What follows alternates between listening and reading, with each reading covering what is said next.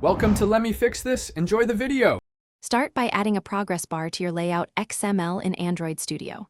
Use a horizontal style for percent feedback and circular for ongoing tasks. Set Android, max to 100 and Android, progress to 0 for clear percentages. Use Android, indeterminate equals false for determinate mode and true for spinner behavior.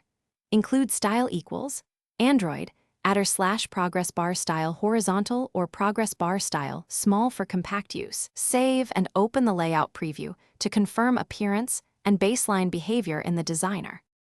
Get a reference in your activity or fragment with Find View by ID or view binding. Call progress bar. Set max 100 to ensure %math matches your values. When updating from background threads, use run on UI thread or a handler to call set progress safely. In Kotlin, prefer lifecycle scope. Launch and with context, dispatchers. Main before setting progress. For indeterminate operations, call set indeterminate, true, and switch to false when you can calculate %.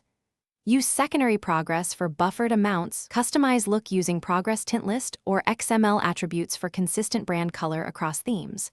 Animate progress changes with object animator.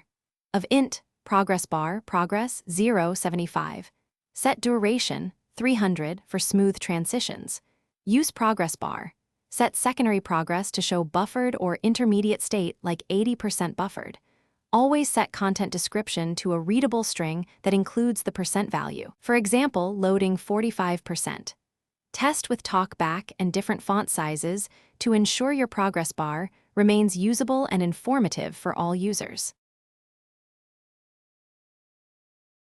Thanks for watching. If you found this helpful, don't forget to like and subscribe.